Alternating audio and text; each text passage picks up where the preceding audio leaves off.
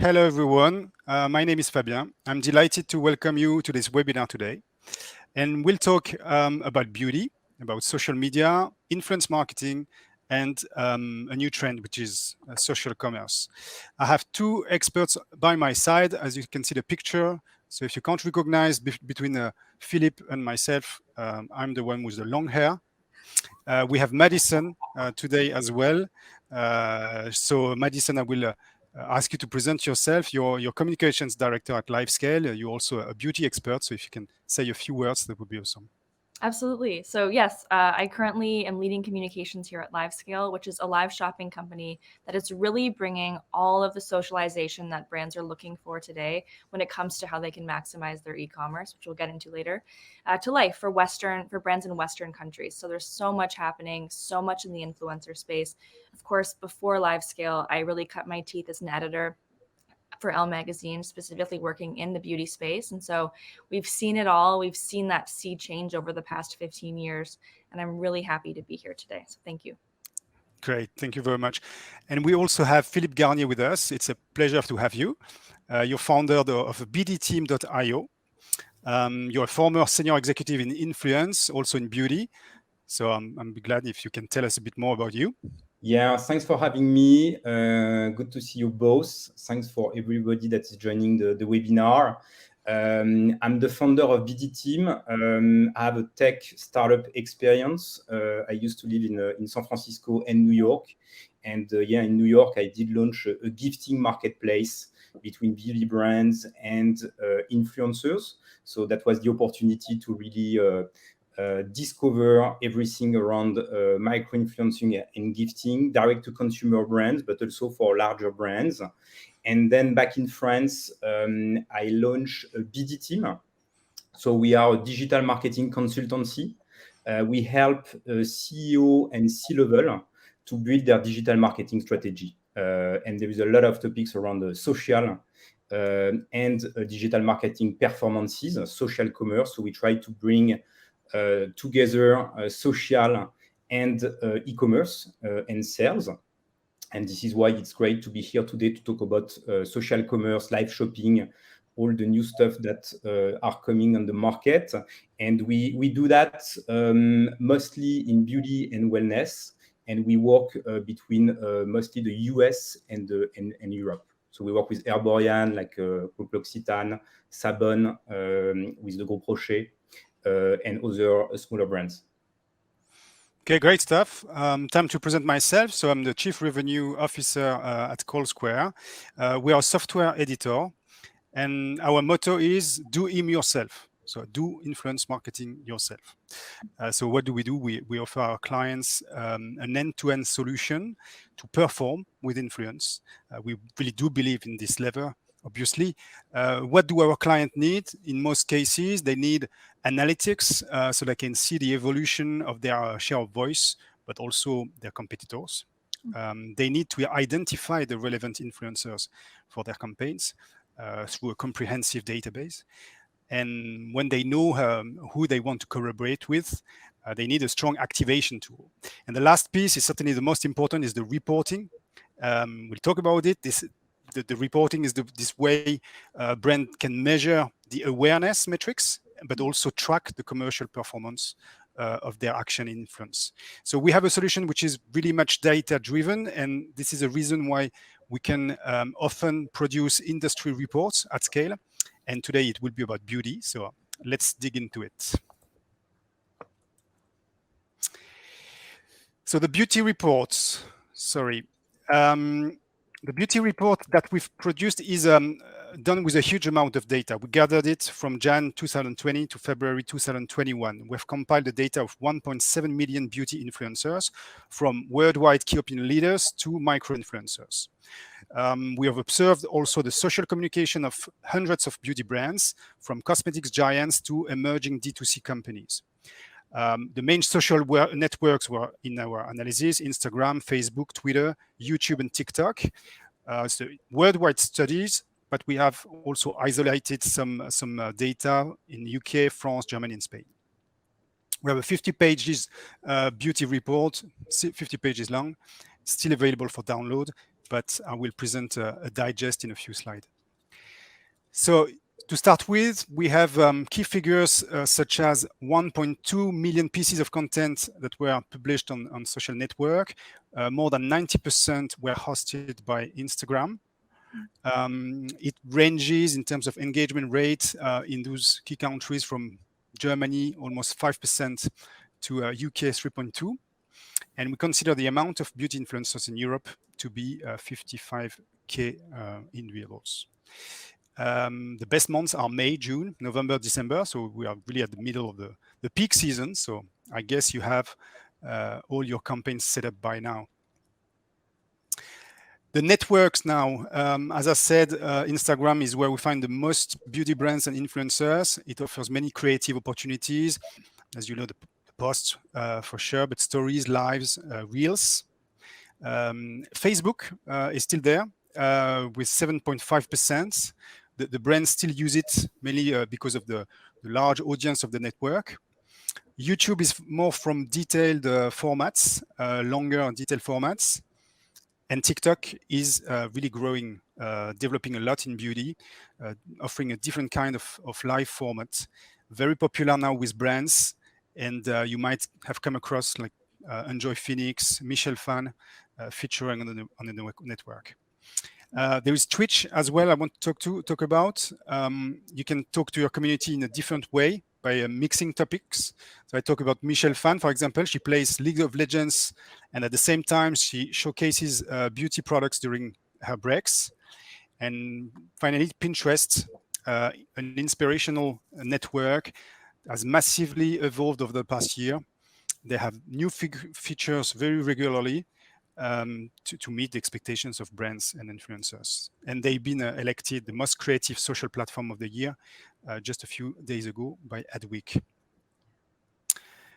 So Instagram is still number one. Average engagement is 3.2%. Image first still, but the video is coming strong. And stories 2%, IGTV 1%. I can take a bit.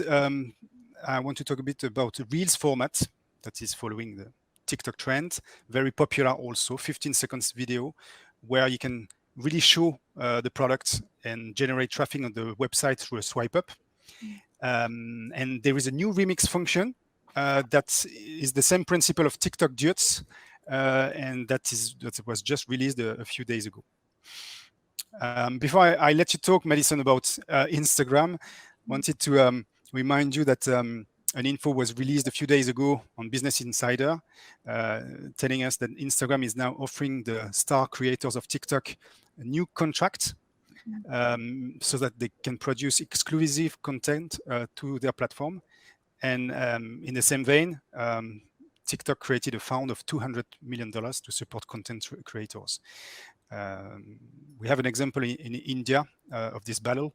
The Reels are experiencing a real gain. It's a really promising market for Instagram because TikTok was banned in this country following a geopolitical conflict with China. It's so fascinating. I think the one real takeaway that we're noticing and, seeing the evolution of Instagram as well is that it's not only a single social platform that does one thing, but it's truly a hub that's, at the center of the social ecosystem. And as we're seeing TikTok and all these other platforms, Clubhouse as well, in a sense, kind of emerge and become trendy or become interesting, you're seeing, a new thing be added. And I think we'll sort of potentially pivot away in the influencer conversation from, are you doing this or that? And more, how are you tackling all of these platforms in the growing ecosystem of our social influence? And so, what we're noticing with live shopping, as this is something that really combines all of these activities, but also a brand's e-commerce sort of really living at the core of that, is that social media, Instagram for sure, is becoming a really important educational tool, and you can't have one without the other. Building your traffic, building your following, building your audience is wonderful, but as an influencer that it's so important to diversify, as you mentioned about, India and a lot of bans happening in various countries for indeterminate amount of time. You want to be able to be diversified, but at the end of the day, you also want to own your audience. And so diversifying but creating your own almost network is what we're really seeing be super interesting. We had a chat with Michelle Fan a couple months ago as well, actually, and she was working, talking about the importance of her own e-commerce platforms, her own consumer brand, to again own that audience and be able to monetize it. So it's just, I think Instagram isn't going anywhere, but we'll just see more add to the mix. Great, super insights. I don't know, Philippe, if you want to add something to it. No, Or... Instagram is key. We have so many projects with brands on Instagram and influencer project. This is where it's difficult for smaller brands that didn't start earlier to get visibility, to build those partnerships with the influencer. The costs are getting pretty high in terms of paid partnership, especially in the US. So there is a lot of competition. It's hard to get visibility, and this is why there is a new platform coming and an opportunity for both brands and influencer, a new channel. Okay. So I propose you to do a focus on some of the brands that are the most quoted. So as you can see, there are a lot of Estée Lauder, L'Oreal, LVMH subsidiaries, but also emerging D2C brands. Again, if you are a beauty brand and you want to know where you stand in our rankings at Kolsquare and per market, for example, feel free to contact us. We'll provide you with a more detailed analysis. So, Philippe, Madison, you might see some of your clients there as well. Yes, it's fascinating.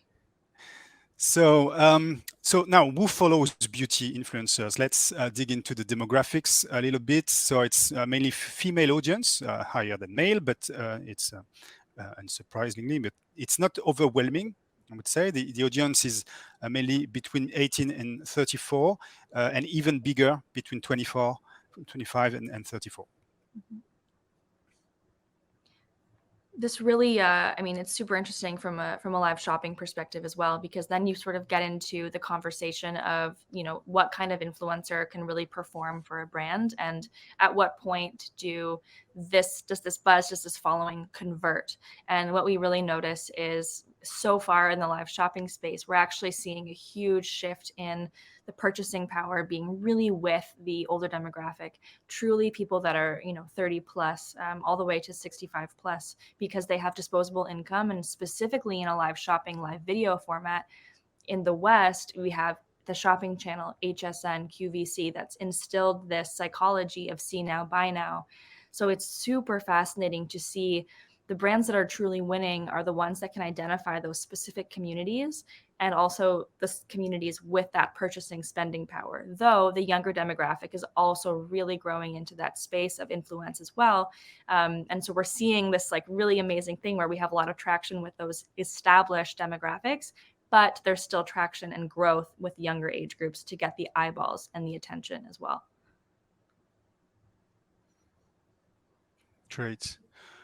I propose you to make a focus now on some new formats that we can observe across the different platforms.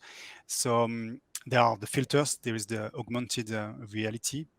The advantage of filters, it's to offer something experiential, also non-invasive for the users. On Instagram, I think you can create them with a Spark AR application. And filters are also very popular on Snapchat and TikTok. The use of filters, it's also quite tricky. It has been banned in beauty partnerships in the United Kingdom. It's the first in the industry. You can't use it anymore to promote a product just because they are considered to be potentially misleading about the real effects of the product. But the advantage is that combined with influence, they make it possible to reach a wider audience, create unique content, and a content that makes you want to share to the wider audience. It has taken also a new dimension with the health crisis because of the impossibility to shop in store. Those are generally great options with a good ROI. You can also take the UGC that is a really experiential UGC, user-generated content. I have some example in mind. Sephora, who used AR filters to launch the Do Not Drink fragrance brand. I think it was with the creative teams of Facebook, and the campaign had a click-through rate that increased by 62%. There was an Italian cosmetics brand, We Makeup, the first one to experiment AR in advertising this time. They wanted to generate sales, find new potential customers. So they created an augmented reality filter that allows users to try different shades of lipstick and so find the shade they like and buy it straight away. A huge campaign and huge success for this campaign. Click-through rate 53%, higher than usual, and an increase of sales of 30 points compared to classic advertisements. Last example, L'Oréal launched a virtual makeup tool, so you can test the brand products with 10 different AR filters that are pre-configured.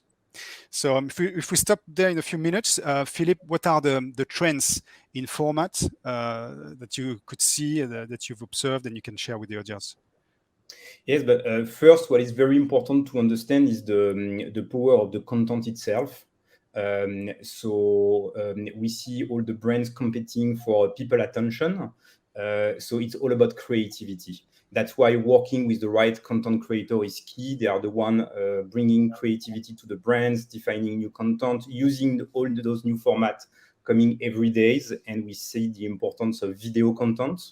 So this is really, really key for brands to be able to understand all the new formats, but it's impossible to do branded content in all those formats. This is where the community, it could be your customer, it could be your content creator you are partnering with, are going to build the content for you.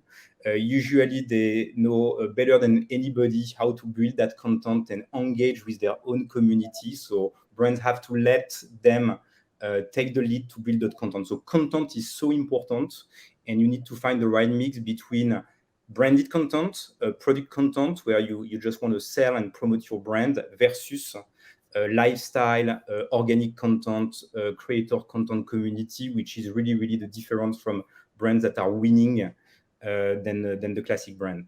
Okay, and have you seen maybe also employee yes, advocacy, yeah. employee testing experiences? Yeah.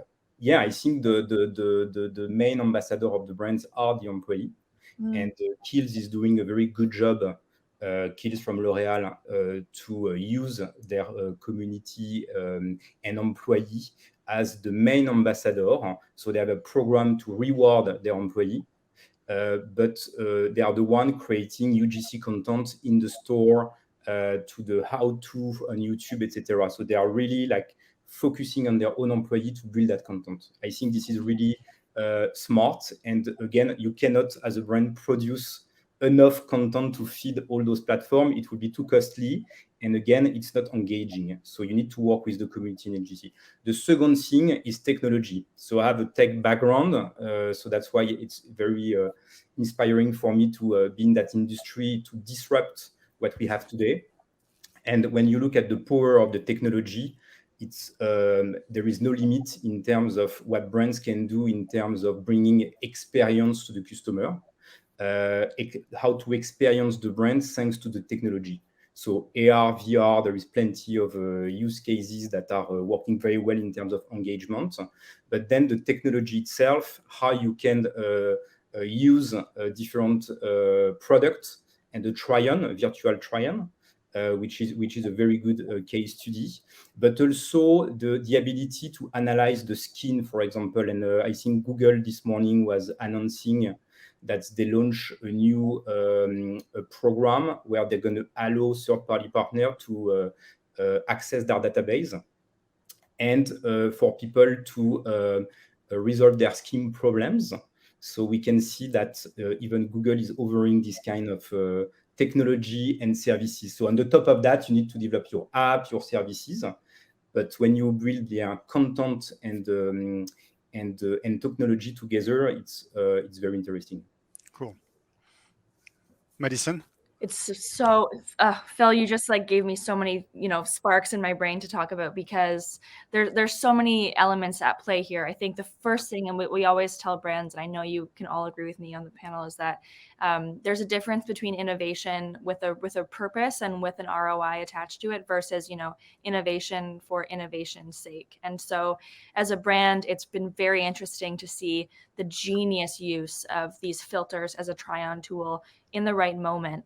We definitely have seen a lot of questioning in the beginning around, should we use virtual try-on tools in a live shopping event? And of course, our gut reaction is no, because you have a person who can actually try it on and show the product in that human, authentic way. And in that situation, that is the best result for sales and for that connection. But when that consumer is thinking about the product and goes on that product page on their e-commerce, of course you want that try-on experience. And, I've seen a really great example of that with one French brand, Violette FR, which was launched by the former creative director at Estee Lauder. And she launched really beautiful, sparkly eyeshadow palettes that were very confusing. They're sort of a new format. I have one here, actually. And she had a filter immediately as a very new brand. And that was their first innovation, was doing overlay filters and doing lives every day, educating in all elements. And that really drove sales so much higher than if it was a static product. KOLs, you also mentioned, they're a client of ours, and what we've really noticed that they're winning at is this new kind of influencer that is all about education. So we call that actually the key opinion seller. And that is someone that usually is internal to a brand, that is an expert and can help be that person who closes the sale for a customer, but also who the customer can trust because they are an expert in that space. And so, of course, a retail associate is that go-to person. But in terms of AR, I mean, it's a brilliant, brilliant way. And, platforms like a live streaming solution or live shopping can help educate the customer on how to use it, how to create content, and how to connect that with their daily social life.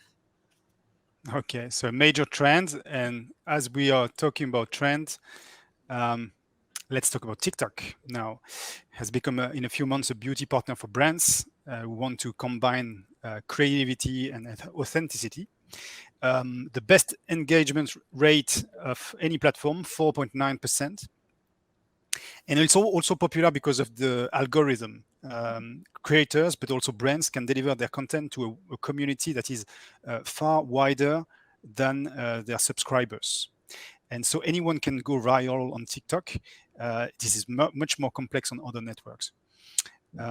Instagram influencers, but also their followers, could create any new trend by experimenting makeup or initiating a challenge. Again, example, the Glossy Awards recently launched a best use of TikTok category to reward the brands that have created content that reflects this virality that you observe. This contest, there was one finalist, Elf Cosmetics. They were the first brand to create original music for the network, for TikTok, and they will host their own show, Ace Lips Famous. There will be 3,000 participants, and they will compete to each other in September 2021. So we had also, you spoke about return on investment. That's also how some brands have smashed their sales records thanks to TikTok. The Ordinary, for example, just one content creator collected 1.5 million views in a few days, and the brand increased their sales more than 400% in the following months. Ditto for Caudalie. Their instant detox mask that we could see on the hashtag clay mask check. It's a very natural product, but with an immediate effect on your skin that you can immediately watch on videos, and it was sold out. Again, last example, there's an ongoing campaign with Revolution Beauty in partnership with TikTok. Very simple principle. Content creators, they have to take 3 makeup challenges, and the winner will sign a 100K contract and become a brand ambassador by creating their own makeup line. So what do you think, Madison, of this revolution of TikTok in beauty? I'm so excited by it. And I think TikTok, as you spoke about the richness of the algorithm, it really has the potential to be a key ecosystem in itself because, you know, it's creating a new type of influencer, one that has something to say and one that really puts education at the heart of what they're doing because they have 15 seconds, they have to catch your attention and they have to show you something new as a viewer. And the algorithm really rewards that. So, you know, you think about Hiram and the early success during the beginning of the pandemic with CeraVe, for example, and just how that blew things out of the water and established Hiram specifically as an influencer with true expertise. He's a true key opinion seller and he's not inside of a brand. So I think TikTok is fantastic.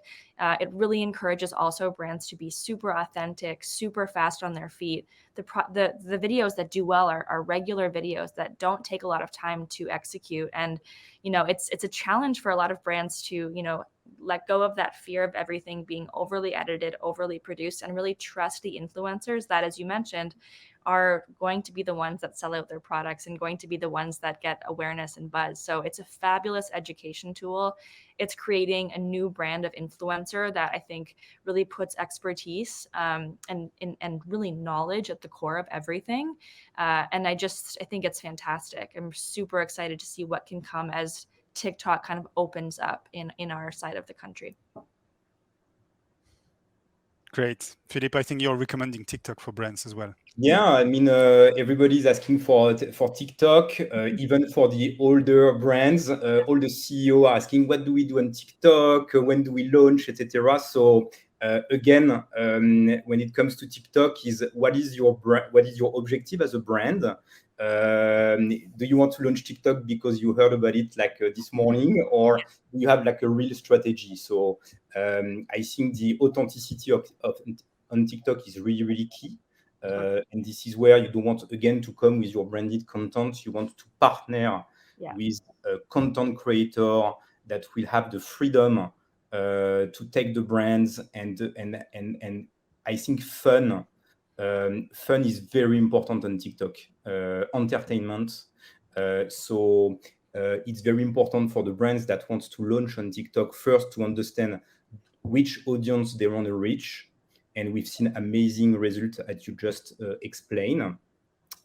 Making sure you have that strategy of reaching younger people, younger audiences. Mm-hmm. And then do you have the right plan and strategy in terms of communication to allow those creators to take your brands, to take your product and get crazy about it and have fun and entertain their audiences. If you are ready to do that, I think it's an amazing platform. They moved very, very fast in terms of social commerce.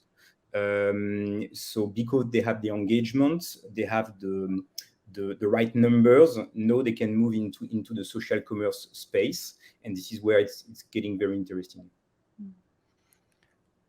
Yeah, and we'll talk about another revolution just now. Pinterest. Oh, there is a video. So Pinterest is accelerating, now the third largest social network in the US.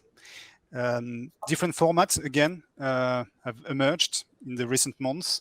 I can tell about the idea pins. They are launching also in France this week. I think it was before in US and Canada.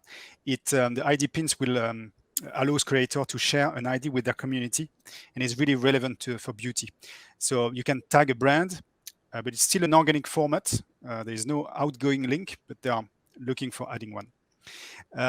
There's another significant innovation, the skin tone range feature. We were talking about skin problem, and this is more with skin tone.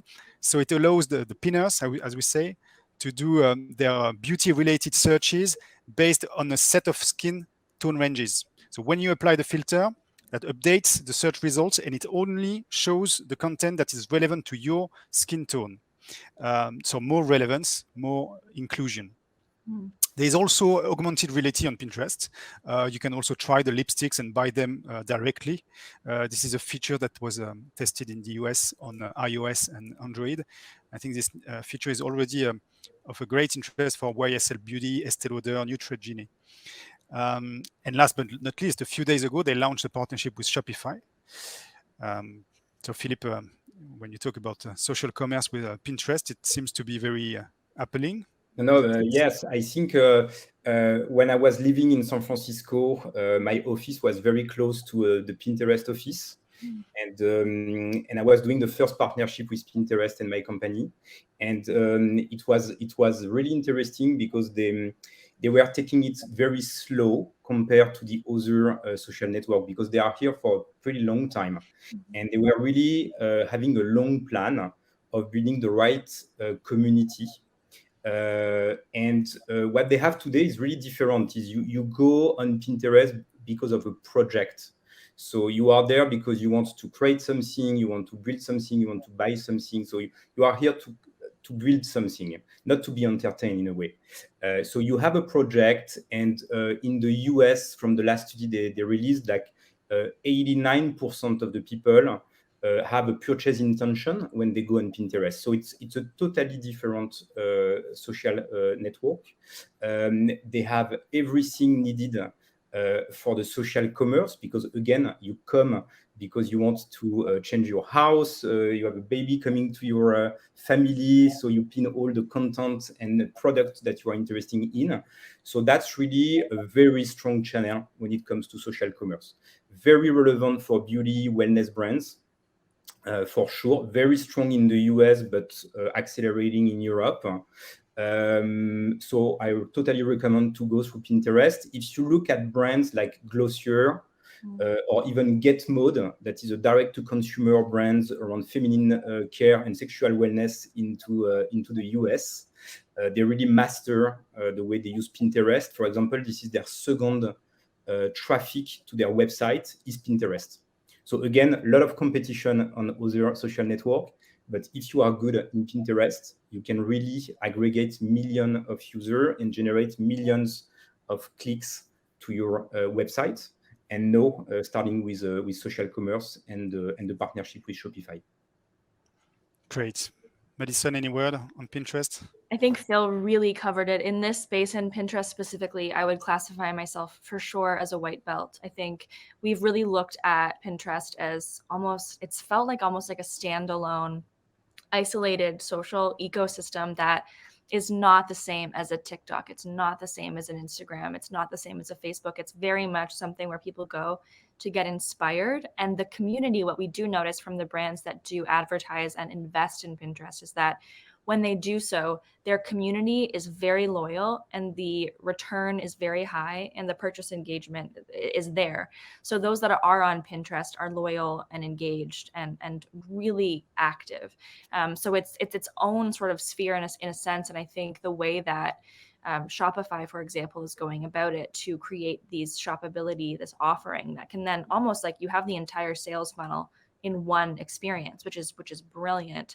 And again, it's something that I really think brands over the next 2 to 3 years will start looking at as its own, almost like an Amazon, where this is its own ecosystem, but you really should be considering it because it's the sales funnel, in my opinion, is so short with something like this. That's great. We've got 10 minutes left, and those 10 minutes, we'll spend them on social commerce analysis. We'll have 2 slides of you, Philippe, more with a view of an expert, and then we'll have Madison talking about the live commerce experience that you brands can provide to your consumers. Yeah, just like a step back, because everybody is talking about social commerce, and yes, for sure there is an opportunity. I think China is leading the way, and we saw that 30% of the online retail transaction last year was made from social commerce, traffic from the social channel.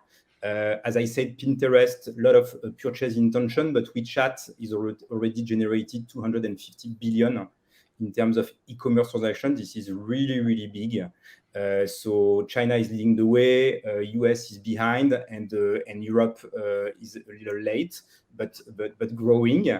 I think I got this quote from, it's not mine, it's from Lubomira, the former CDO at L'Oréal. But I think it's really a good summary of what is social commerce. So social commerce, it's a new form of e-commerce that enable consumer, influencer, expert, beauty or shop assistant to sell brands and products on social platform such as live shopping or live streaming. So again, it's a new way of e-commerce, and it's not only about influencer, but everybody can become an influencer or a seller. If you move to the next one, because I think we don't have so much time, but I think everybody understood. And here again, trying to make it simple, but that's not that simple when you look at it. Again, on the left side, any brands wants to reach their audience and community. Where are they today? On the social network and more. So this is where you want to be as a brand. All of the platform, we didn't talk about YouTube, but all of them are proposing social commerce and almost one-click purchase in the next coming months. On the right side, again, everybody is an influencer, consumer from the brands. They are doing reviews when they buy a product. They do unboxing, store assistant, we talked about it, and content creator influencer. So all this content is live on the social commerce. And then thanks to technology, Shopify, LiveScale that enable the live shopping, Hero that enable the live shopping in the store with the salespeople. But end to end, now you have a solution that we were all dreaming about for the past few years, ready to activate those audiences up to the purchase, which is really, really exciting. Super. We have this slide. I will just introduce quickly before I let you talk, Madison. It's all the way, as you said, Philippe, it's really growing all the way to bring a social network visitor and to turn them into a potential customer directly to the website. It's a shoppable format in a way. So in Instagram, it's the link in the bio, it's the swipe up, the promo code, Instagram shopping or Instagram live, the ads, obviously. In TikTok, you can also add some links. Pinterest is going that way. So we on the way of social commerce being the norm. And Madison, you at LiveScale, you propose a technology that also allow the brands to do so. Yes, there's a lot of images on this slide, so I'm sorry. I think I just, threw them all there, but it's what we really wanted to sort of illustrate today is there's a huge trend in every social platform sort of making shoppability something that is easy for those users in that ecosystem. But what we really sort of want to do at LiveScale is to turn that power over to the brands and have that connected directly and symbiotically with their retail and e-commerce activities. It's to sort of be the phygital solution as we move into like a post-pandemic world. And one thing that you can do that I can illustrate the efficacy of live shopping is, as an influencer, I could go on Instagram Live and have it be shoppable and, talk about a product and try it on and get you to want it. But for the brand, that, information and that live stream lives on one platform only. It's only for that platform's audience. You have to click off the experience. So it's a little bit, more friction than you would want as a brand to have that sales conversion rate be super, super high. And of course, with social platforms that use data to sell ads, you don't get as many insights. That data is sort of a black box to you. So what we wanted to do at LiveScale was to make it simple and to give brands all the tools possible to own those relationships and to own those sales. So really, you have a white label solution with LiveScale where you create your own live shopping events that are then able to be shared simultaneously on all of your media properties. That includes paid ads, that includes Instagram, that includes Facebook, that includes Twitter, all of these elements where all of these audiences can tune into one event at the same time and they can buy what they see in the event while still hearing and watching and engaging. At the end of the event, as you see at the bottom right of the screen, the brand owns all of the data. So you see, what influencer performed the best for that brand, what the sales conversion rate is, what the sales funnel looked like, what devices they were using, how sticky was the experience. And so that really not only helps you create better content, but it also helps you create better product, which we know with the sales cycle changing and seasons, becoming blended into one, products can come and go so much more organically now. And that is really driven by the consumer and by the influencer. As you see as well at the bottom left of the screen, you're able to have engagement tools and modules directly in a live shopping experience. So with LiveScale, again, you're able to determine that 54% of an audience member is a first-time mom, for example. Maybe their skincare needs are different, or things like that. So it's just so amazing. And again, it's not a replacement of anything, but an additional sales funnel that can help you use your social presence in a much more effective way. Super. We have 3 minutes left. We're talking with the art is the campaign that inspired us. Be really quick. It was difficult to pick one. I picked one of our clients at Kolsquare, and we have more than 300. So it was difficult to pick one specific, especially because we have a lot in beauty. But I chose to talk about Blissim. They have created a limited edition with Diane Perrault, a creation process that lasted more than 9 months. But it was a big effort that got a big effect, because that was launched by a live on Instagram. It's limited edition, Routine Beau Jour, and it was sold out in less than 3 hours. So this is exactly what you expect. And I think, Madison, you had your own example also with Beckman. Yes.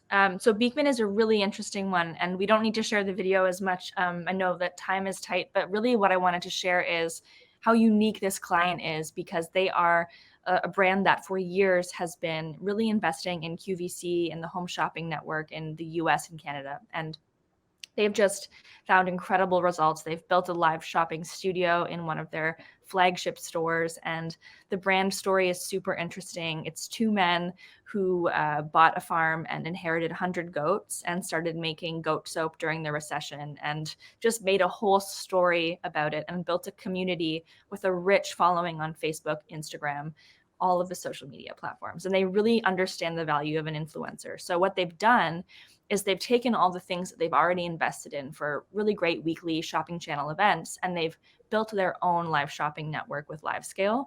And in the very first event, they reached a 35% sales conversion rate, which is 3 times their average, which is already incredibly high.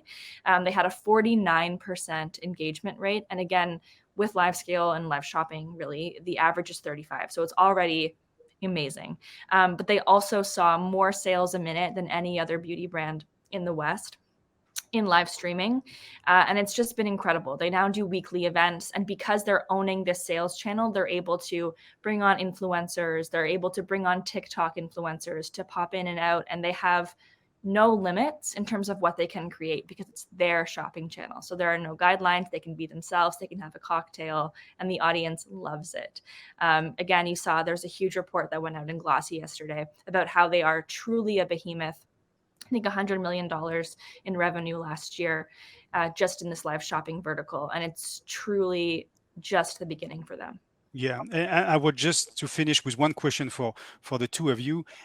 With all those figures, with all those results, with all those D2C companies rocketing and raising millions, why do you think that there are still companies doubting about influence? Do they fear about it? Do they think they don't have time? Do they think they don't have the expertise? What do you think about it? You want me to start? Yeah. Just to make it short, I think you need to understand what is influencer. So again, if they are your employee, it's one way to see it. Are they like a content creator and expert in what they do in beauty, for example? Are they your own consumer? So what is influencer? It's everybody can be an influencer. So you have to change your mind about what is influencer. It doesn't have to be paid. A lot of free program. It should be long-term as well. Long-term relationship is really, really key to build that on the long term. Instead of on a one-shot payment. This is what I believe and what we recommend to the company we are working with.